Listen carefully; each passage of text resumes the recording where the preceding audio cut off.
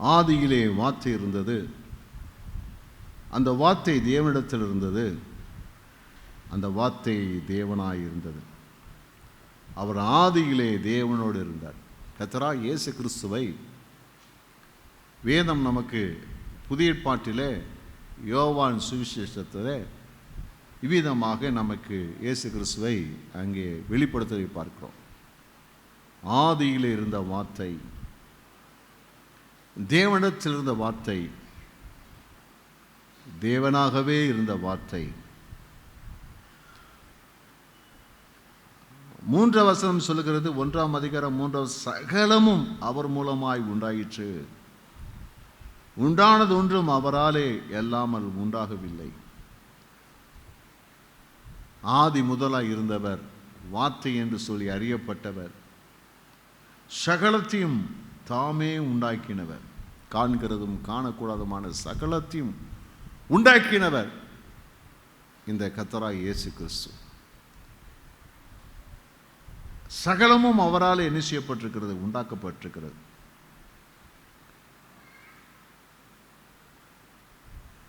அவரை குறித்து சொல்லி இருக்கிறது,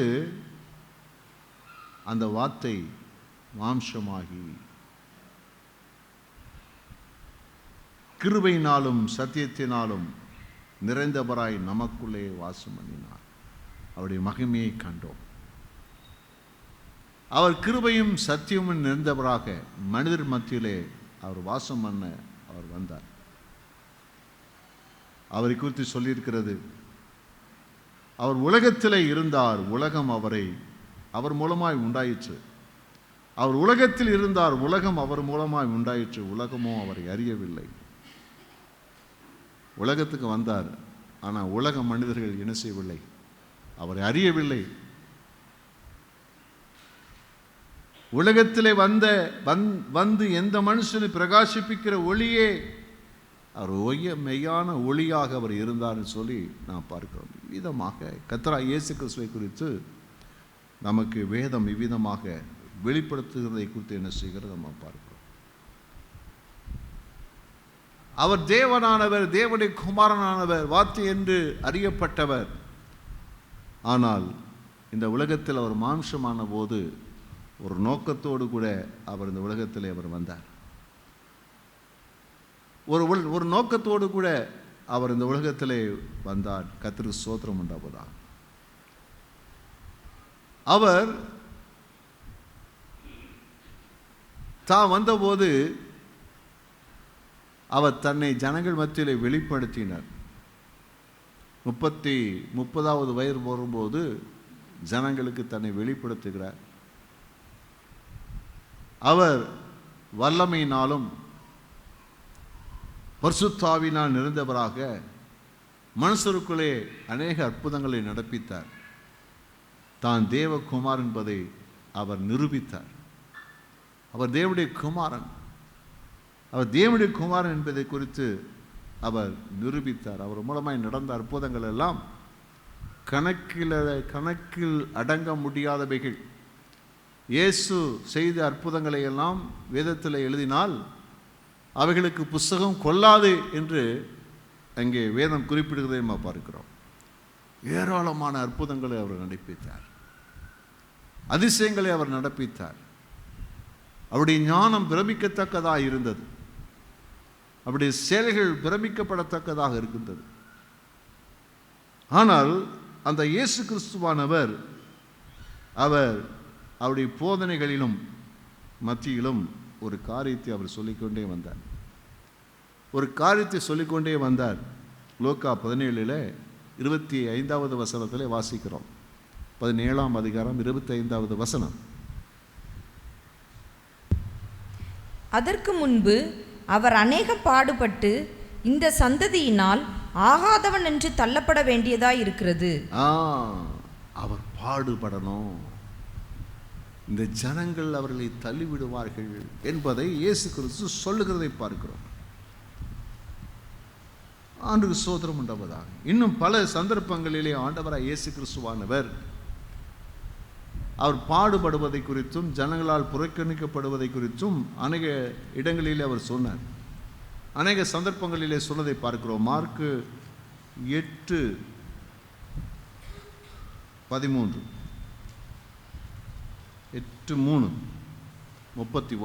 அல்லாமலும் மனுஷகுமாரன் பல பாடுகள் பட்டு, அவர் சொல்ற மனுஷகுமாரன் பல பாடுகள் பட்டு மூப்பராலும் பிரதான ஆசாரியராலும் வேதபாரகராலும் ஆகாதவர் என்று தள்ளப்பட்டு. அப்போ எல்லாம் தள்ளிடுவாங்க. மூப்பர்கள், ஆசாரியர்கள், வேதபாரகர்கள். அப்போ அந்த சமுதாயத்தில் இருக்கக்கூடிய எல்லாராலும் விமர்சிக்கப்படுவார், புறக்கணிக்கப்படுவார், தள்ளப்படுவார். மத்தேயு 17:12 பின்பகுதி. இவ்விதமாய் மனுஷகுமாரனும் அவர்களால் பாடுபடுவார் என்றார். பாடுபடுவார் என்பதை அவர் சொல்றார். 22ஆம் அதிகாரம் 23ஆம் வசனம். மத்தேயு 17:22-23 வசனங்கள். மத்தேயு அவர்கள் கலிலியாவிலே சஞ்சரிக்கும் போது இயேசு அவர்களை நோக்கி மனுஷகுமாரன் மனுஷர் கைகளில் ஒப்புக்கொடுக்கப்படுவார், அவர்கள் அவரை கொலை செய்வார்கள் என்றார். ஆகிலும் 3ஆம் நாளிலே உயிர்த்தெழுந்திருப்பார் என்றார். அவர்கள் மிகுந்த துக்கமடைந்தார்கள். அப்போ ஆண்டவர் தானே தெளிவாக சொல்லிட்டே இருக்கிறார். சந்தர்ப்பம் கிடைக்கும் போதெல்லாம் தான் இதற்காக வந்தேன் என்பதை குறித்தும், இயேசுவானவர் எப்படி பாடுபட போகிறார் என்பதை குறித்தும், எப்படி புறக்கணிக்கப்படுகிறார் என்பதை குறித்தும், எப்படி அவர் பாடுபட்டு அவர் மரிக்க போகிறார் என்பதை குறித்தும் அவர் சொல்லிக்கொண்டே வருவதை குறித்து என்ன செய்கிறது நம்ம பார்க்கிறோம். அப்போ இயேசுவானவர் அவ்விதமாகவே அவர் நாட்கள் வந்தபோது அவர் காட்டி கொடுக்கப்படுகிறார். அந்த மத தலைவர்களாலே அவர் கைது செய்யப்படுகிறார். கைது செய்யப்பட்டு பிரதான ஆசிரியருக்கு போதாக இயேசுவானவர் அங்கே நியாயம் விசாரிக்கப்படுகிறார். மத்தேயு 26 63-64 வசனம். இயேசுவோ பேசாமல் இருந்தார். அப்பொழுது பிரதான ஆசாரியன் அவரை நோக்கி, நீ தேவனுடைய குமாரனாகிய கிறிஸ்துதானா? அவர் கேட்கிறார். பிரதான ஆசாரியன் அவரை பார்த்து கேட்கிறார், நீ கிறிஸ்துதானா? நீ கிறிஸ்துதானா? கோபத்தோடு கேட்கிறார், நீ கிறிஸ்துதானா? இயேசு என்ன சொல்றார்? அதை எங்களுக்கு சொல்லும்படி ஜீவனுள்ள தேவன் பேரில் உன்னை ஆணையிட்டு கேட்கிறேன் என்றான். அதற்கு இயேசு, நீர் சொன்னபடிதான். நீ சொன்னபடிதான். நான் கிறிஸ்துதான்ப்பா, நான் கிறிஸ்துதான். நீ சொன்னபடியே நான் கிறிஸ்துதான்.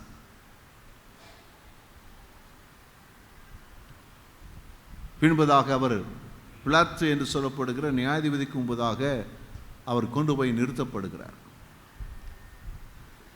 நிறுத்தப்படும் போது இயேசுவானவர் அந்த பொந்தியு பிலாத்துக்கு முன்பதாக அவர் நியாயம் விசாரிக்கப்படுகிறார். இப்போ நியாயம் விசாரிக்க போகும்போது எப்படியெல்லாம் அவர் நியாயம் விசாரிக்கப்பட்டார் என்பதை குறித்தெல்லாம் என்ன செய்கிறோம் நாம் பார்க்கிறோம். எப்படியெல்லாம் நியாயம் விசாரிக்கப்பட்டார், ஜனங்கள் என்ன சொன்னார்கள் என்பதை நீங்கள் மத்தேயு 27ஆம் அதிகாரத்தில் நீங்கள் வாசித்து அதை தெரிந்து கொள்ளலாம். இயேசுவானவர் அங்கே கைது செய்யப்பட்டு பிரதான ஆசாரியனுக்கு முன்பதாக நியாயம் விசாரிக்கப்பட்டு பின்பதாக அதிகாரம் உள்ள அந்த பிலாத்துக்கு முன்பதாக கொண்டு போய் நிறுத்தப்படுகிறார். நிறுத்தப்படும் போது நடந்த சம்பவத்தை நாம் என்ன செய்கிறோம் நம்ம பார்க்கிறோம். அப்பொழுது என்னென்னலாம் நடந்தது என்பதை குறித்து அந்த அதிகாரங்கள் நமக்கு விளக்கி சொல்லுகிறாலே, நம்ம குறிப்பாக லூக்கா 23ஆம் அதிகாரம் 3வது வசனத்தில் பிலாத்து அவரை விசாரிக்கும் போது இயேசு என்ன பதில் சொல்லுகிறார்? பிலாத்து அவரை நோக்கி, நீ யூதருடைய ராஜாவா என்று கேட்டான். நீ யூதருடைய ராஜாவா? அவர் அவனுக்கு பிரதியுத்தரமாக, நீர் சொல்லுகிறபடிதான் என்றார். யார்தான்? நீ சொல்லுகிறபடிதான். அல்லேலூயா, கர்த்தருக்கு ஸ்தோத்திரம் உண்டாவதா. அங்கே பிரதான ஆசாரியர் சேர்க்கும் போது கிறிஸ்துவ தேவனுடைய குமாரனாகிய கிறிஸ்து தானா? நீ சொல்லுகிறபடிதான். பிலாத்து கேட்கிறான், நீ இஸ்ரவேல் ராஜாவா? ஆம், நீ சொல்லுகிறபடிதான். அப்போ தான் யார் என்பதை எல்லாருக்கும் முன்பதாக அவர்கள் தெளிவுற விளங்கிக் கொள்ள என்பதற்கு அதை உறுதி செய்து இயேசுவானவர் அங்கே அறிக்கை செய்கிறதை குறித்து என்ன செய்கிறது நம்ம பார்க்கிறோம். கர்த்தர் ஸ்தோத்திரம் உண்டாவதாக. அப்போ இயேசுவானவர் அங்கே அறிக்கை செய்யும் போது என்ன நடக்குது? இயேசு முழுமையாக இந்த பிலாத்தி நியாயம் விசாரிக்கிறார். நீண்ட ஒரு விசாரணை நடைபெறுகிறது. ஒரு நீண்ட விசாரணை நடைபெறுகிறது. நீண்ட விசாரணை நடைபெறும் போகும்போது அப்போ இயேசுவிடத்தில் எந்த ஒரு குற்றத்தையும் பார்க்கல. அவருடைய பேச்சிலேயோ நடக்கையிலேயோ அரசாங்க சம்பந்தப்பட்ட விஷயங்களிலேயோ சமுதாயம் சம்பந்தப்பட்ட விஷயங்களிலோ மார்க்கம் சம்பந்தப்பட்ட விஷயங்களிலோ அல்லது தன் ஒழுக்கம் சார்ந்த எந்த ஒரு காரியங்களிலேயோ இயேசுவிடத்தில் என்ன செய்யல? ஒரு குற்றமும் காணப்படவில்லை. கைவிட்டு கர்த்தரை மகிமைப்படுத்துவோமா? அல்லேலூயா. அப்படிப்பட்ட தேவனை நாம் ஆராதிக்கிறோம். நம்முடைய வாழ்க்கையிலும் இப்படிப்பட்ட நம்மை நியாயம் விசாரிக்கும் போது நமக்கு முன்பதாக நம்முடைய வாழ்க்கையில எந்த ஒரு குற்றம் என்ன செய்யக்கூடாது, இருக்கக்கூடாது. அப்படி சுத்தமாக இருக்க கர்த்தர் நமக்கு உதவி செய்வாரா? யார் என்ன செய்ய முடியல, குற்றம் சொல்ல முடியல, குற்றத்தை பார்க்க முடியாத அளவுக்கு அவர் குற்றமற்றவராக இருக்கிறார். அப்போ அந்த பிலாத்து என்ன நினைக்கிறாருன்னா, அவரை விடுதலை செய்ய, குற்றமில்லாத ஒரு மனிதன் என்று சொல்லி அவரை விடுதலை செய்ய முயற்சி பண்ணுகிறார். குற்றம் இல்லாதவனை அங்கே அங்கே அங்கே தண்டனை கொடுத்தால் அது அந்த பதவிக்கு பொறுப்பான அழகு அல்ல என்று சொல்லி அவர் என்ன செய்கிறார்? அவரை தப்பு வைக்கிற முயற்சி பண்ணுறார். ஆகையினால அவருடைய பண்டிகை நாட்களிலே ஒருவரை விடுதலை செய்வது வழக்கம் அல்லவா? ஆகையினாலே நான் என்ன செய்ய போகிறேன்? ஜனங்கிட்ட கேட்குறார், நான் விடுதலை செய்யலாமான்னு சொல்லி கேட்கும்போது, இல்லை, அவர் விடுதலை செய்ய வேண்டாம். ஒரு கலவரக்காரராக இருக்கிற பரபாசை எங்களுக்கு விடுதலை செய்யும், இவரை என்ன செய்ய வேண்டாம், விடுதலை செய்ய வேண்டாம் சொல்றாங்க. அப்புறம் இவர் என்ன செய்ய? ஜனங்க, ஆசாரியர், பிரதான ஆசாரியன், ஆசாரியர்கள், வேதபாரர்கள், பொது ஜனங்கள் எல்லாரும் சேர்ந்து என்ன சொல்றாங்கன்னா, அவரை சிலுவையில் அறைந்து கொலை செய்யும், சிலுவையில் அறையும், சிலுவையில் சொல்லி ஏகமா என்ன செய்றாங்க? அவங்க சத்தம் போறாங்க, ஏகமா சத்தம் போறாங்க. அவரை சிலுவையிலே அறையும், சிலுவையில் அறையும் சொல்லி என்ன செய்றார்கள்? அவர் சொல்லுகிறார். அந்த பிலாத்து என்ன செய்கிறான்னு சொன்னால், வேறு வழி இல்லாமல் இந்த குற்றம் என் மேலே கிடையாது, என் மேலே கிடையாது, குற்றமற்ற இரத்தத்தை நான் சிந்துவதற்கு எனக்கு அதுக்கு சம்மதம் இல்லைன்னு சொல்லி அவங்களுக்கு முன்னாடி கையை கழுவிட்டான். ஜனங்கள் சொன்னாங்க, இந்த பழி எங்கள் மேல் எங்கள் சந்ததி மேல் சொல்லி தாங்களாகவே சாபத்தை வரவைத்து கொண்டார்கள். அப்ப இயேசுவானவர் என்ன செய்யணும்? அதே சொன்ன அந்த தீர்ப்பின்படியே இயேசுவானவர் எங்கே போகிறார் என்று சொன்னார். அவர் கைது செய்யப்பட்டு அங்கே ரோம செவர்களாலே அவமானப்படுத்தப்பட்டு இப்பொழுது இயேசுவானவர் சிலுவையிலே அறையப்பட்டவராக அவர் தொங்கிக் கொண்டிருக்கிறார். கர்த்தராகிய இயேசுவானவர் கொல்கொதா மலையிலே சிலுவையிலே தொங்கிக் கொண்டிருக்கிறார். அப்படி தொங்கிக் கொண்டிருக்கும் போது அங்கே 2 கல்லர்கள் நடுவிலே இயேசு தொங்குகிறார். 2 கல்லர்கள் நடுவிலே மோசமான திருடர்கள், அந்த திருடர்களுக்கு நடுவிலே இயேசு அங்கே தொங்கிக் கொண்டிருக்கிறார். அப்படியானால் இந்த உலகம் அவரை எப்படி நடத்தியது சொன்னால், மிகப்பெரிய மோசமான பாவிகளுக்கு இணையாக அவரை என்ன செய்தது? நிலைநிறுத்தினது, புறம்பாக்கினது, தள்ளினது, அவமானப்படுத்தினது. அவரை கடுமையான நிலைகளிலே குற்றமில்லாத அந்த தேவகுமாரனை சிலுவையில் அறைவதற்கு அங்கே ஒப்பு கொடுத்தது என்று சொல்லி நம்ம பார்க்கிறோம். இயேசுவானவர் இவ்விதமாக சிலுவையிலே அறையப்பட்டு சிலுவைகளை தொங்கிக் கொண்டிருக்கிறார். முழு மனிதனாக அங்கே 2 வலது கையில் ஒரு ஆணி, இடது கையில் ஒரு ஆணி, 2 கால்களை இணைத்து ஒரே ஆணியில் இந்த 3 ஆணிகளிலே இயேசு தொங்கிக் கொண்டிருக்கிறார். என்ன பாடுகள், என்ன வேதனைகள்! தேவகுமாரன் கர்த்தராகிய இயேசு கிறிஸ்துவானவர் இந்த பாடுகளை அவர் சகிப்பதற்கு அவசியம் என்ன? சர்வ வல்லமுள்ள கடவுள் அவர், சர்வ வல்லமுள்ள தேவன் அவர். அவருடைய ஒரு சிந்தையில் ஒரு சின்ன ஒரு எண்ணம் உண்டாகுமானால் இதை போல பல உலகங்கள் அழிந்து போகக்கூடிய அளவுக்கு வல்லமையுடையவர். ஆனால் இயேசு எல்லாவற்றையும் சகிக்கிறதுக்கு அங்கே சகித்து கொண்டிருக்கிறதை குறித்து பார்க்கிறோம். அப்படி சகித்து கொண்டிருக்கும் போது ஆண்டவராய் இயேசுவானவர் அங்கே சில வாக்கியங்களை ஆண்டவர் சொல்லுகிறார். சில வாக்கியங்கள் சொல்லுகிறார். அவர் சில வாக்கியங்கள் சொல்லுகிறார். அந்த வாக்கியங்கள் என்ன சொல்லப்படுனா 7 வாக்கியங்கள் என்று சொல்லி அழைக்கிறார்கள். 7 வாக்கியங்களை அவர் சொன்னார். முதலாவதாக அவர் சொல்லுகிறார், பிதாவே இவர்களுக்கு மன்னியும், தாங்கள் செய்கிறது என்னதென்று அறியாதிருக்கிறார்கள். மன்னிப்புக்காக இயேசுவானவர் அங்கே பிதாவோடு பேசுகிறார். இரண்டாவதாக ஒரு கல்லனை பார்த்து இவ்விதமாக சொல்லுகிறார், இன்றைக்கு நீ என்னுடனே கூட பிரதிஷ்டை இருப்பாய் என்று மெய்யாகவே உங்களுக்கு சொல்லுகிறேன், உனக்கு சொல்லுகிறேன் என்கிறார். மூன்றாவதாக தன்னுடைய தாயை நோக்கி, ஸ்திரியே அதோ உன் மகன் என்றார். பின்பு அந்த சீஷன் நோக்கி, அதோ உன் தாய் என்றார். இது மூன்றாவது வாக்கியம். நான்காவதாக, ஏலி ஏலி லாமா சபத்தானி, என் தேவனே என் தேவனே ஏன் என்னை கைவிட்டீர் என்று சொல்லி அவர் கதறி ஜெபம் பண்ணுகிறார். ஐந்தாவதாக, தாகமாயிருக்கிறேன் என்றார். ஆறாவதாக, எல்லாம் முடிந்தது என்று சொன்னார். ஏழாவதாக, பிதாவே உம்முடைய கைகளில் என் ஆவியை ஒப்புவிக்கிறேன் என்று சொல்லி தன் ஜீவனை கொடுத்தார். இந்த 7 வார்த்தைகளிலே அநேக உண்மைகள், சத்தியங்கள் அடங்கியிருக்கிறது. அதில் நாம் 2வது வாக்கியத்தை மாத்திரம் இப்பொழுது தியானித்து முடிக்கப் போகிறோம். 2வது வாக்கியம் லூக்கா 23ஆம் அதிகாரம் 43ஆம் வசனம். லூக்கா 2:23-43. இயேசு அவனை நோக்கி, இன்றைக்கு நீ என்னுடனே கூட பரதீசில் இருப்பாய் என்று மெய்யாகவே உனக்கு சொல்லுகிறேன் என்றார். அல்லேலூயா! இயேசு சொல்றாரு, ஒருவனை பார்த்து சொல்றாரு, இன்றைக்கு நீ என்னுடனே கூட சிலுவையில் இருப்பார்.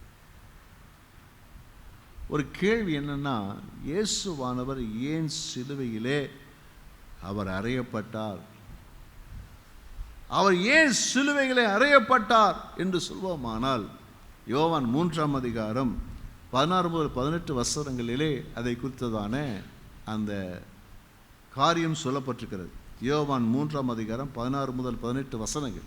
தேவன் தம்முடைய ஒரே பேரான குமாரனை விசுவாசிக்கிறவன் எவனோ அவன் கெட்டு போகாமல் நித்திய ஜீவனை அடையும்படிக்கு அவரை தந்தருளி இவ்வளவாய் உலகத்தில் அன்பு கூர்ந்தார்.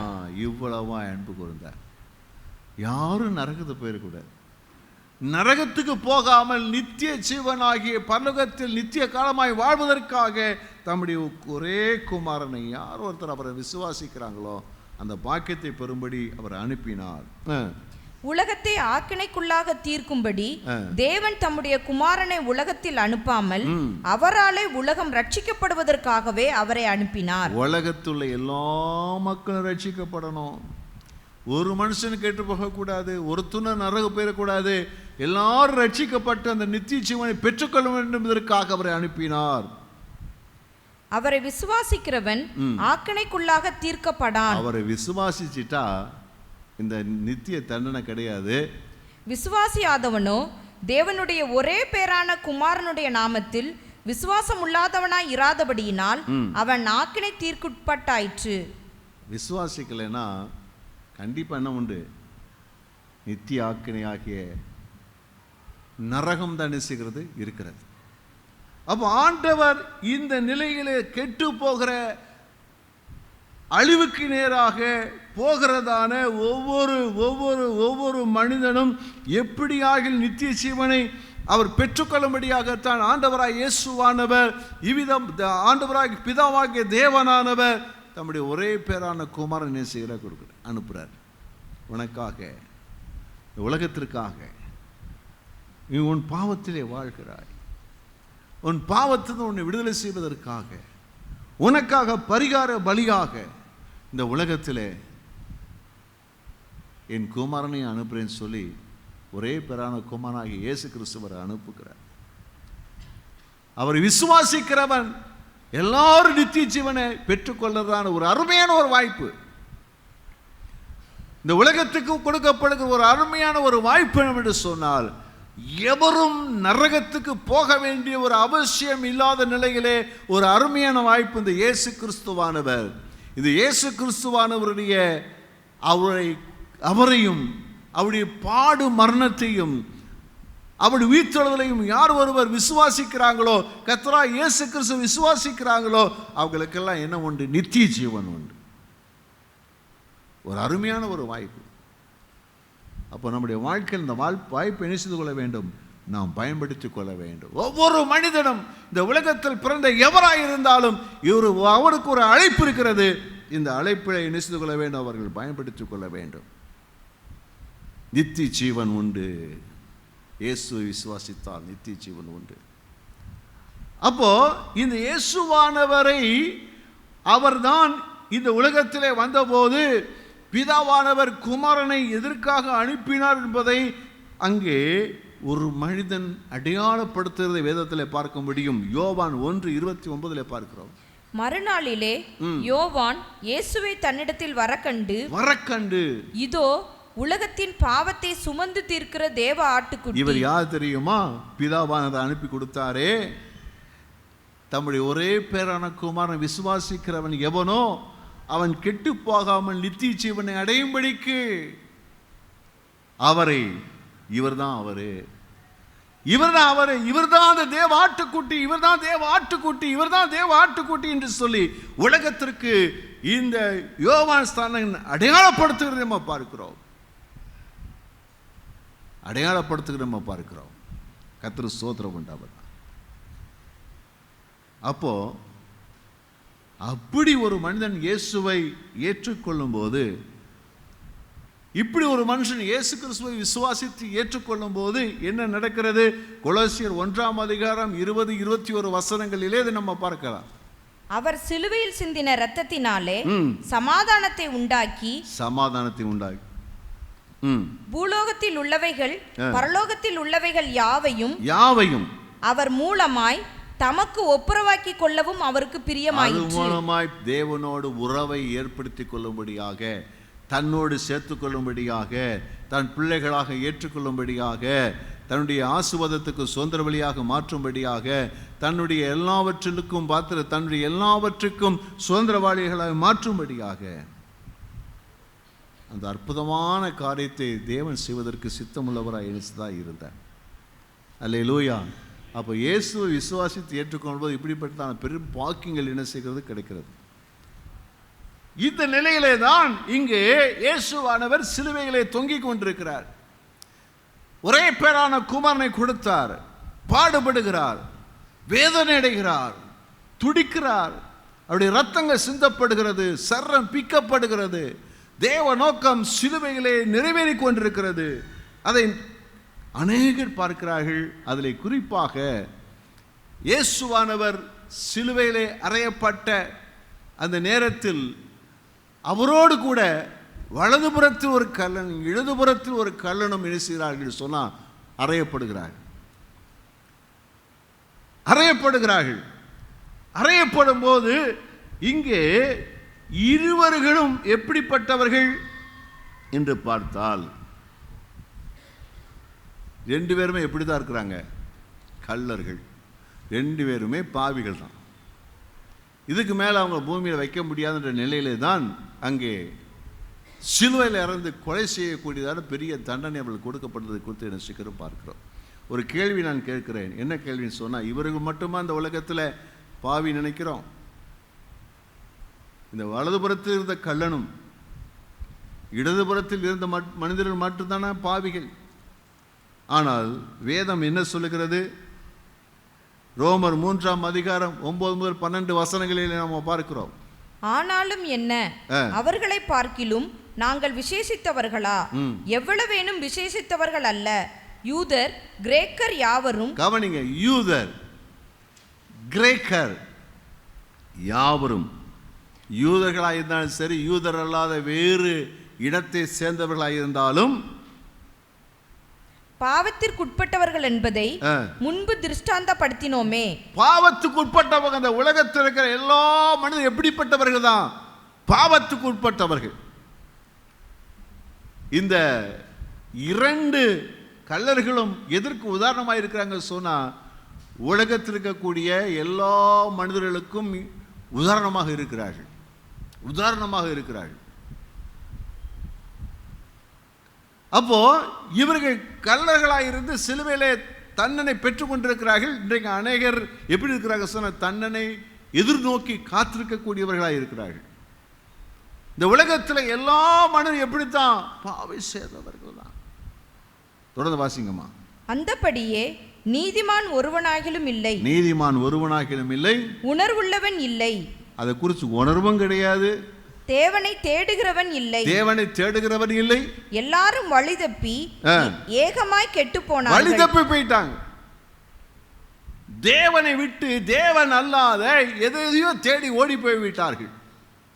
ஆகையினால எல்லா மனிதர்களும் பாவத்துக்கு உட்பட்டிருக்கிறார்கள். அந்த இயேசுநாதருடைய சிலுவையில் இருக்கக்கூடிய அந்த 2 பேர் மாத்திரம் அல்ல, உலகத்தில் இருக்கக்கூடிய எல்லாருமே இப்படித்தான் இருக்கிறாங்க. பாவத்துக்கு உட்பட்டவர்களாக இருக்கிறார்கள். எல்லாருமே தண்டனைக்குரியவர்களாக தான் இருக்கிறார்கள். எல்லாருமே நித்திய ஆக்கினைக்குரியவர்களாக இருக்கிறார்கள். ஆனால் அதிலே இந்த 2 கல்லர்களை பார்க்கும்போது இயேசுவோடு கூட அந்த அறையப்பட்டதான அவர்களை பார்க்கிறோம். இங்கே லூக்கா 23ஆம் அதிகாரம் 40, 41, 42 வசனங்கள். லூக்கா 23, 40 42 வசனம் வரை. மற்றவன் அவனை நோக்கி, நீ இந்த ஆக்கினைக்குட்பட்டவனாயிருந்தும் வசனம் வாசிங்கம்மா. அன்றியும் சிலுவையில் அறையப்பட்டிருந்த குற்றவாளிகளில் ஒருவன், நீ கிறிஸ்துவானால் உன்னையும் எங்களையும் ரட்சித்துக்கொள் என்று அவரை இகழ்ந்தான். இங்க பாருங்க, இந்த உலகத்தில் இருக்கக்கூடிய இப்படி எல்லா மனிதர்களும் பாவத்திற்கு உட்பட்டவர் என்று அங்கே நிரூபிக்கப்பட்ட நிலைகளிலும் அதுல ஒரு தரப்பு எப்படித்தான் இருக்குது? இவனை போலதான் இருக்கு. ஒரு கல்லனை போல இருக்கிறது. இந்த கல்லன் என்ன செய்கிற? மறுபடியும் வாசிங்க. அன்றியும் சிலுவையில் அறையப்பட்டிருந்த குற்றவாளிகளில் ஒருவன், நீ கிறிஸ்துவானால் உன்னையும் எங்களையும் ரட்சித்துக்கொள் என்று அவரை இகழ்ந்தான். அப்போ இன்னைக்கு என்ன செய்கிறது சொன்னா, உலகம் என்ன செய்ய பரியாசம் பண்ணுகிறது. கர்த்தராகிய இயேசு கிறிஸ்துவை என்ன செய்கிறது இல்லை? விசுவாசிக்கிறது இல்லை, நம்புறது இல்லை, பரியாசம் பண்ணுகிறது. கிறிஸ்துவை பரியாசம் பண்ணுகிறது, கிறிஸ்துவத்தை பரியாசம் பண்ணுகிறது. அவருடையதான அந்த மகிமையை அறியாதபடி, அவருடைய வல்லமை அறியாதபடி, அவர் யார் என்று அறியாதபடி, அவருடைய மகத்துவத்தை புரிந்து கொள்ளாதபடி, அவருடைய அன்பை புரிந்து கொள்ளாதபடி, அவருடைய கிருபைகளை புரிந்து கொள்ளக்கூடாதபடிக்கு இந்த உலகம் என்ன செய்கிறது? இகழ்கிறது, பரியாசம் பண்ணுகிறது.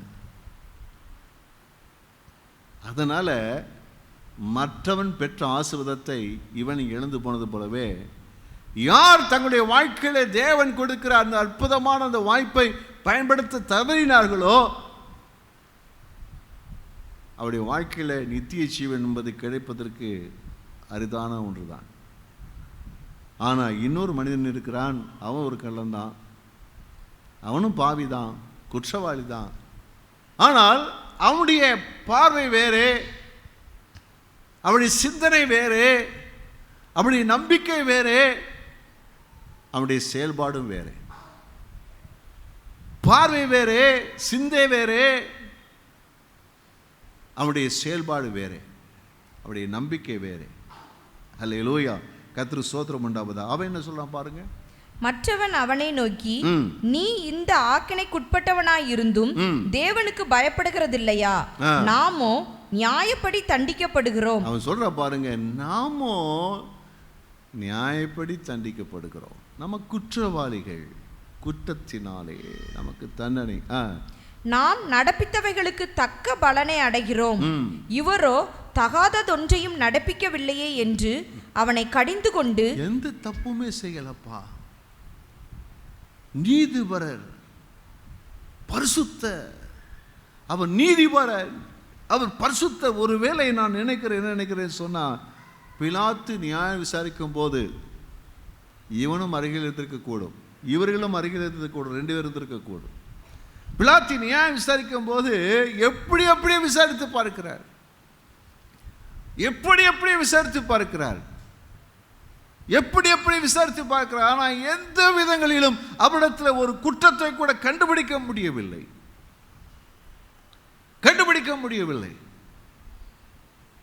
அப்போ அவர் நிரபராதி என்று சொல்லி எண்ணி முடிவு செய்து அவரை தப்புவிப்பதற்கு அவர் வழி தேடினதை இவன் பார்த்திருக்கிறான். பிரதான ஆசாரியருக்கு முன்பதாக அவன் நியாயம் விசாரிக்கப்படும் போது, தேவனுடைய குமாரனாகிய கிறிஸ்துவா, அதை கேட்டிருக்கிறான். நீ தேவனுடைய குமாரனாகிய கிறிஸ்துவா, நீ சொல்லுகிறபடிதான். அவனுடைய மனதிலே அங்கே ஒரு கிளிக் ஆகுது. என்ன? ஓ, ஒரு யார்? தேவனுடைய குமாரனாகிய கிறிஸ்து, தேவனுடைய குமாரனாகிய கிறிஸ்து, தேவனுடைய குமாரனாகிய, ஒன்று குற்றமில்லாத பரிசுத்தம் உள்ளவர், இரண்டாவது இவர்தான் தேவனுடைய குமாரனாகிய கிறிஸ்து. தேவனுடைய குமாரனாகிய கிறிஸ்து, தேவனுடைய குமாரனாகிய கிறிஸ்து, அவருடைய சிந்தைகள் எல்லாம் அதுதான். இவர் யார்? தேவனுடைய குமாரனாகிய கிறிஸ்து, தேவனுடைய குமாரனாகிய கிறிஸ்து, தேவனுடைய குமாரனாகிய கிறிஸ்து. மேசியா வருவார், தங்களை மீட்பார் என்று எதிர்பார்த்த அந்த மேசியா இவர்தான். அப்படி உள்ளளவு என்ன செய்கிறது? துடித்து கொண்டே இருக்கிறது. இவர்தான்.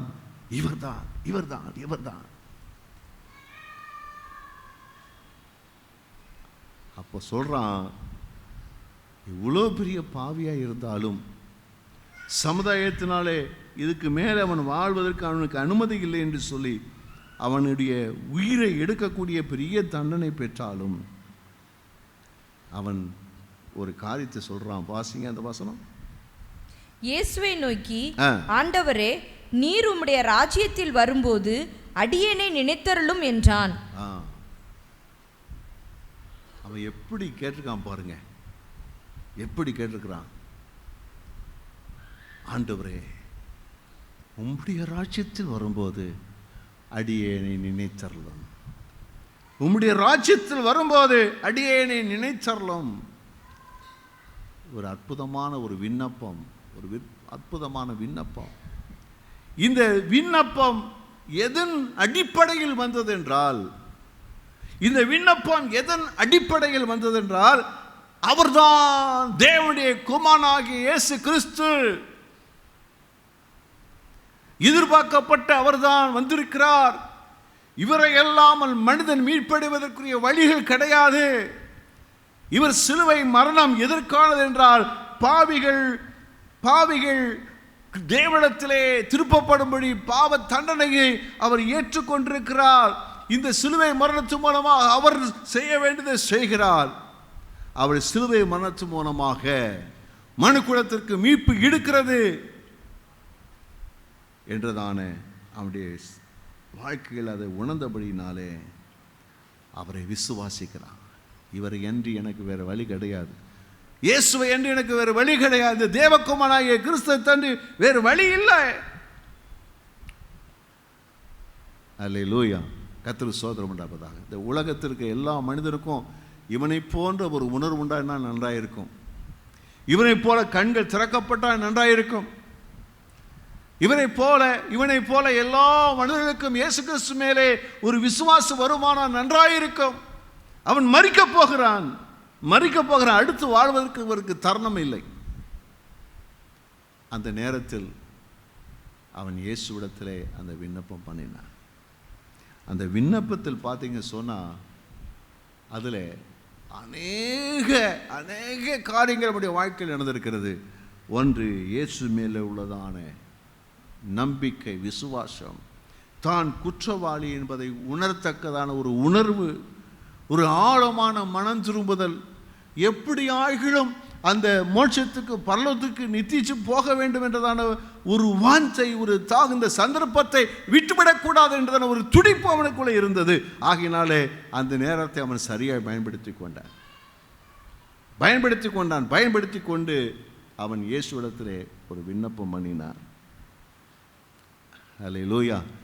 தேவன் இந்த உலகத்தில் எதை எதிர்பார்க்கிறாருன்னு சொன்னால் இதைத்தான் எதிர்பார்க்கிறார். அவரை விசுவாசித்து, தேவன் தம்முடைய ஒரே பேரான குமாரனை விசுவாசிக்கிறவன் எவனோ அவன் கெட்டு போகாமல் நித்திய ஜீவனை அடையும்படி இதுதான் தேவனுடைய திட்டமும் சித்தமாக இருக்கு. எல்லா மனிதனும் அந்த நித்திய ஜீவனை பெற்றுக்கொண்டே ஆக வேண்டும். அந்த மரிக்கும் நேரத்திலும் அவன் அதை எதிர்பார்த்தபடினாலே, வாஞ்சித்தபடினாலே தேவன் சொல்கிறார், இன்னைக்கு என்னோடு கூட இருப்பாப்பா, இன்றைக்கு நீ என்னோடு கூட பரதேசில் இருப்பாய் என்று நான் உனக்கு சொல்லுகிறேன். அல்லேலூயா. கர்த்தருக்கு ஸ்தோத்திரம் உண்டாவதாக. அந்த வார்த்தையிலே அந்த விசுவாசமும் அந்த விண்ணப்பமும் அவருடைய வாழ்க்கையில் ஒரு பெரிய மாற்றத்தை உண்டாகி இருக்கிறது. அந்த சில மணி நேரங்களை அவன் சரியாய் பயன்படுத்தி கொள்ளாத பட்சத்தில் அவனும் மற்றவனைப் போலவே வாழ்க்கை இழந்திருப்பான். ஆனால் அந்த சரியான தருணத்தை நினைச்சுதான் பயன்படுத்தி கொண்டு அவன் ஒரு வாக்குத்தத்தத்தை பெற்றான். அவன் பரதேசில் பரிசுத்தவான்கள் இளைப்பாறக்கூடிய அந்த இடத்தில் அங்கு இயேசுவோடு கூட இருப்பதற்குரியதான வாக்குத்தத்தத்தை அவன் பெற்றுக்கொண்டான். அல்லேலூயா. கர்த்தருக்கு ஸ்தோத்திரம் உண்டாவதா. ஆமென். கர்த்தர் நல்லவர், அவருடைய கிருபை என்றும் உள்ளது. இன்றைக்கும் யார் ஒருவர் இந்த இயேசுநாதர் மேலே இந்த விசுவாசம் இல்லையோ, அல்லது இந்த நம்பிக்கை இல்லாத இருக்கிறார்கள், இப்பொழுதே ஆண்டவராய் இயேசுவை நம்பி விசுவாசித்து மனம் திரும்பி இயேசுவை ஏற்றுக்கொண்டு, இயேசுவே நான் ஒரு பாவிதான், என் பாவத்தை மன்னிங்க, எனக்கு எப்படியாகிலும் எனக்கு நித்திய ஜீவனாக்கிய பாக்கியத்தை தாரும் என்று கேட்கும்போது தேவன் இந்த பாக்கியத்தை தர உண்மையில் அவராயிருக்கிறார். அல்லேலூயா. நான் சொல்லுகிறேன், தருணங்கள் எல்லா காலங்களிலும் இருக்காது. இருக்காது. தருணம் சில சமயங்களில் தான், சில சந்தர்ப்பங்களில் தான் நமக்கு வரும். அந்த சந்தர்ப்பத்தை அவன் பயன்படுத்தி கொண்டான். நாம் பயன்படுத்தி கொள்ள கர்த்தர் நமக்கு உதவி செய்வாராக. அல்லேலூயா. கர்த்தருக்கு ஸ்தோத்திரம் உண்டாவதாக. இன்றைக்கு நீ என்னோட கூட பரதேசில் இருப்பாய். அல்லேலூயா. கர்த்தருக்கு ஸ்தோத்திரம் உண்டாவதாக. இதே போல தேவன் நம்முடைய வாழ்க்கையில சில சந்தர்ப்பங்களை கொடுக்கிறார். சில சந்தர்ப்பங்களை தேவன் நமக்கு என்ன செய்கிறார்? அவர் தடுக்கிறார். எப்படி நித்திய ஜீவனுக்காக தேவன் நமக்கு சந்தர்ப்பங்களை தருகிறாரோ, அந்த சந்தர்ப்பத்தை நாம் பயன்படுத்திக் கொள்ளும் போது அந்த நித்திய ஜீவனை பெற்றுக்கொள்வோம். நம்முடைய வாழ்க்கையில் சில சந்தர்ப்பங்கள் வந்தது. யாரோ ஒருவர் மூலமாக இயேசுவை ஏற்றுக்கொள்ளக்கூடிய ஒரு அழைப்பு நமக்கு வந்தது. வருத்தப்பட்டு பாரம் சுமக்கிறவர்களை நீங்கள் எல்லாரும் இடத்துல வாருங்கள், நான் உங்களுக்கு இளைப்பாறுதல் தருகிறேன் என்ற தேவனுடைய சத்தம் நமக்கு வந்தபோது நாம் எல்லாம் இந்த இயேசுவை விசுவாசித்து ஏற்றுக்கொண்டோம். அந்த நித்திய ஜீவன்றதான அந்த பாக்கியத்தை நாம் பெற்றுக்கொண்டோம். ஆமென். உண்மைதானா? அல்லேலூயா. கர்த்தருக்கு ஸ்தோத்திரம் உண்டாவதாக. அந்த சந்தர்ப்பத்தை நீங்கள் பயன்படுத்திக்கலைன்னா இன்னைக்கு நீங்கள் இங்கே இருக்க மாட்டீங்க. அந்த சந்தர்ப்பத்தை பயன்படுத்தினபடியினாலே இன்னைக்கு பரிசுத்தவான்களோட நாம் ஒரு மகிமையான இடத்துல இருந்து நாம் கர்த்தரை துதித்து மகிமையான ஒரு வாழ்க்கை நாம் பெற்றிருக்கிறோம். கர்த்தருக்கு ஸ்தோத்திரம் உண்டாவதா. இதே போல ஆண்டவர் நம்முடைய வாழ்க்கையில் சில காரியங்களை நம்மிடத்தில் என்ன செய்கிறாரு? நமக்கு கொடுக்க இருக்கிறார். சில அழைப்புகள் நம்முடைய வாழ்க்கையில் இருக்கிறது. இவைகள் எல்லாம் நம்முடைய வாழ்க்கையில் இருக்கிறது. இந்த சந்தர்ப்பத்தை நம்முடைய வாழ்க்கையில் நேசித்துக் கொள்ள வேண்டும், நாம் பயன்படுத்தி கொள்ள வேண்டும். 3 காரியத்தை நான் சொல்ல விரும்புகிறேன்.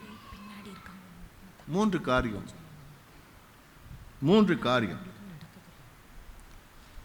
ஒன்று மத்தேயு 11ஆம் அதிகாரம் 29வது வசனம். நான் சாந்தமும் மனத்தாழ்மையுமாய் இருக்கிறேன். என் நுகத்தை உங்கள் மேல் ஏற்றுக்கொண்டு என்னிடத்தில் கற்றுக்கொள்ளுங்கள். அப்பொழுது உங்கள் ஆத்துமாக்களுக்கு இளைப்பாறுதல் கிடைக்கும். அல்லேலூயா. கர்த்தருக்கு ஸ்தோத்திரம் உண்டாவதா. ஆண்டவராய் இயேசுவானவர் நமக்கு ஒரு அருமையான ஒரு வாழ்க்கையை நமக்கு வைத்திருக்கிறார். என்ன வாழ்க்கை? என்னிடத்தில் வந்து என்னிடத்தில் கற்றுக்கொள். என்னிடத்தில் வந்து என்ன செய்? கற்றுக்கொள். நாம் சாந்தமும் மனத்தாழ்மையுமாய் இருக்கிறேன்.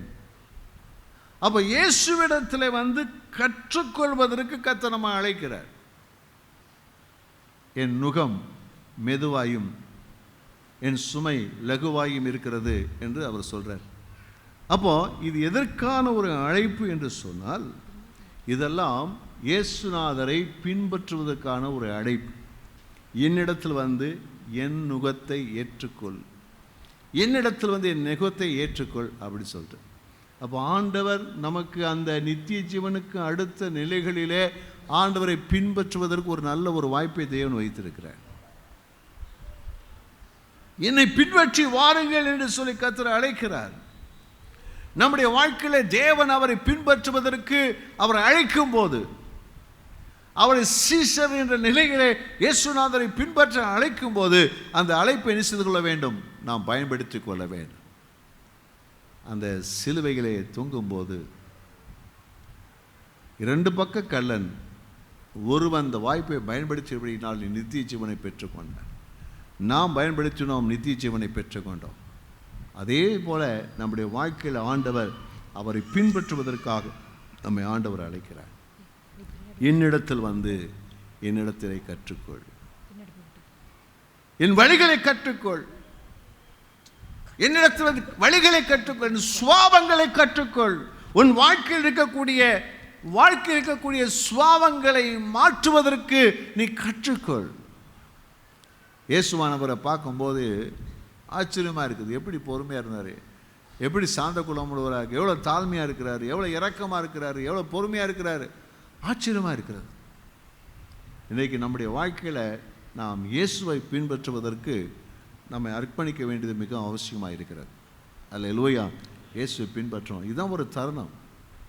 நாள் வரும், அன்னைக்கு வரும்போது நான் முழுமையாக என்னை அர்ப்பணித்து நான் நல்ல ஒரு கிறிஸ்தவனாக மாறிடுவேன். இல்லை, இன்றைக்கு மாறும். ஆண்டவர் நம்மிடத்தில் ஒரு கனிகளை எதிர்பார்க்கிறார். கனி என்ன கனி? தெய்வீக சுவாபம். அந்த கனி என்ற நம்மகிட்ட எதிர்பார்க்கிறார். அது எப்படி கிடைக்கணும்?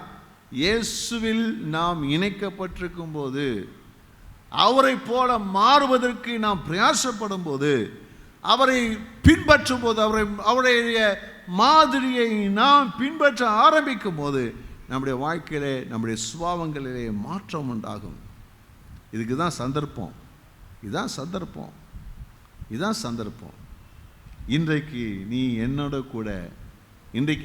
கூட இயேசுவோடு நடக்கிற ஒரு அனுபவத்தை தேவன் நமக்கு தருவாராம்.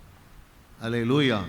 இன்னொரு காலம் வரட்டும், நான் மாறிடுவேன். இல்லை, உங்கள் லைஃப்பில் எதெல்லாம் இயேசுடைய திவ்ய சுபாவத்திற்கு பொருந்தாதவைகள் இருக்கிறதோ, அவைகள் எல்லாம் மாற்றி இயேசுடைய சுபாவத்துக்கு ஏற்ற சுபாவங்களை உங்கள் வாழ்க்கையில் அமைத்துக் கொள்ளுங்கள். கர்த்தர் உங்களை ஆசீர்வதிப்பாராக.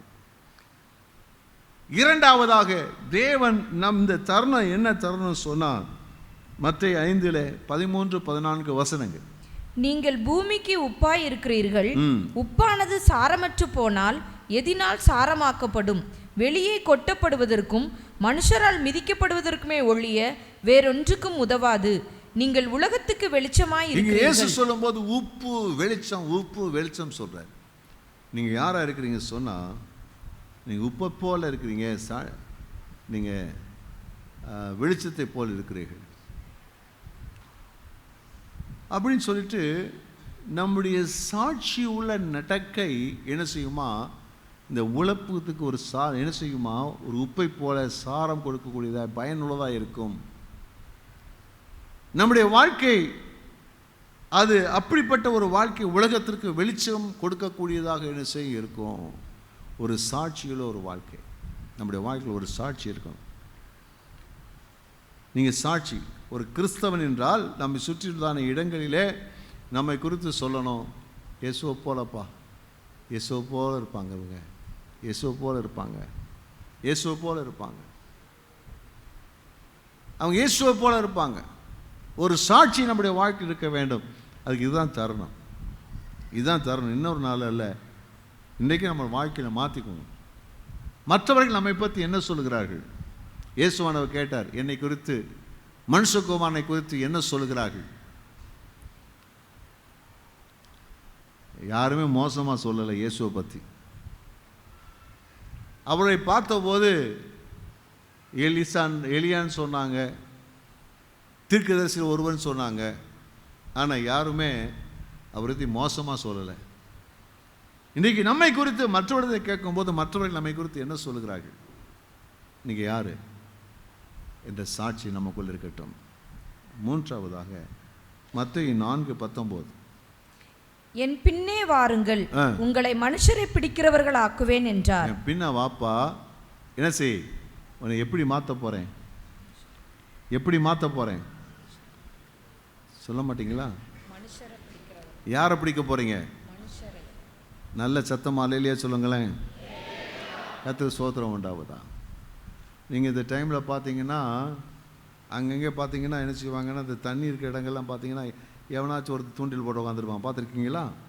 பிடிச்சி பிடிச்சி பிடிச்சி பிடிச்சி பிடிச்சி போயிட்டுருப்பான். மீன் பிடித்த பார்க்குறோம். இதே போல் ஆண்டு என்ன சொல்கிறான்னா, மனுஷர்களை பிடிக்கிறவாக்குவேன், என்னை பின்பற்றி வாப்பா, உன்னை என்ன செய்வேன், அநேக ஆத்துமாக்களை இந்த மாதிரி நித்திய ஜீவனுக்கு நடத்துவதற்கு உன்னை நான் பயன்படுத்தின்னு சொல்கிறார். இது ஆண்டவர் நமக்கு சொல்லும்போது இந்த சந்தர்ப்பத்தை என்ன செய்யணும், நம்ம பயன்படுத்தி கொள்ளணும். ஒன்று, இயேசுவை நாம் அவருடைய வாழ்க்கையின் மாதிரியை பின்பற்றுவதற்குரிய அழைப்பு. இரண்டாவது, நம்முடைய வாழ்க்கையில் கர்த்தருக்காக சாட்சியாய் நிற்பதற்கான அழைப்பு.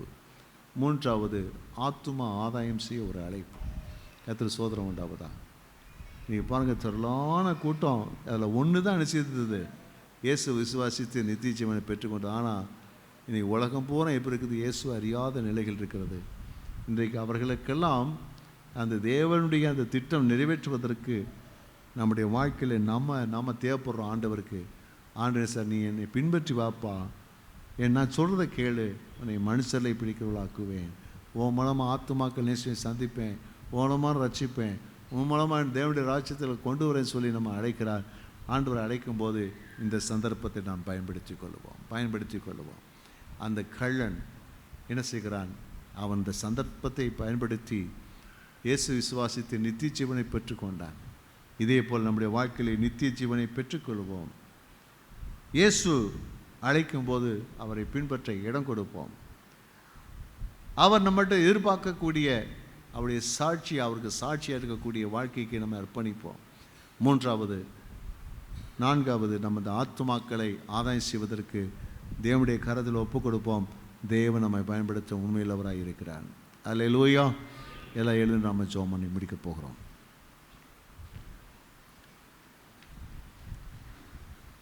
இன்றைக்கு நீ என்னோட கூட பரதேசியில் இருப்பாய். இந்த வார்த்தையை உலகத்தில் எல்லா ஜனங்களும் கேட்கணும்.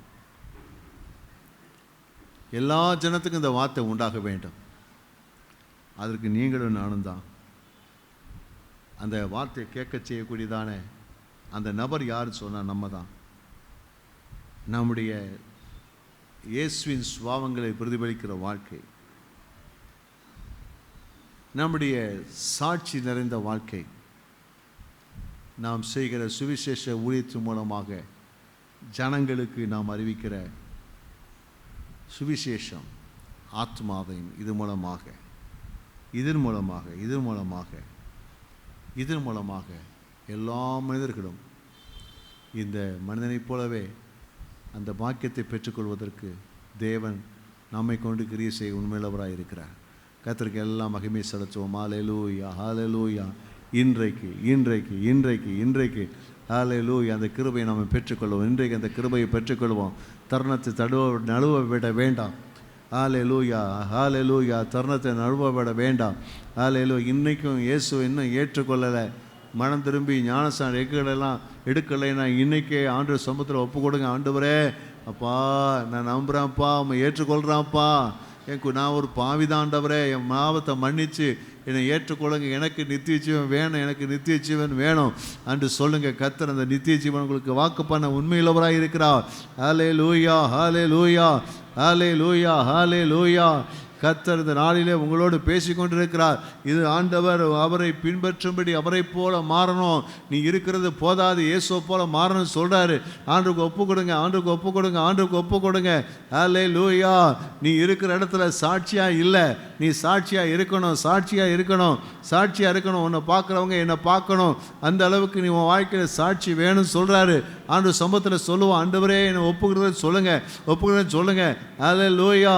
என்னை பின்பற்றி வாப்பா, நான் உன்னை மனுஷரை பிடிக்கிறவாக்குவேன்னு சொல்கிறாரு. ஆமேன். ஆண்டவரே, என் மூலமாக அநேக ஆத்துமாக்கள் ஆண்டவரே இந்த நாட்கள் உம்மிடத்தில் கொண்டு வரப்படுவதற்கு என்னை பயன்படுத்துங்க ஆண்டவரே, அர்ப்பணிக்கிறது சொல்லுங்கள். இந்த தருணத்தை நாம் வீணடித்து விடாதபடி கர்த்தர் காத்துக்கொள்ள ஆண்டவர் காத்துக்கொள்வாராக. எல்லாம் கையில் உயர்த்தி ஜெபம் பண்ணுவோம். ஆண்டவரே, தருணத்தை பயன்படுத்தி கொண்ட அந்த ஒரு மனிதனைப் போல நாங்களும் பயன்படுத்திக் கொள்ள எங்களை அர்ப்பணிக்கிறோம். எங்களை ஆசீர்வதிங்க. இயேசுவின் நாமத்தில் நல்ல பிதாவே, ஆமென், ஆமென்.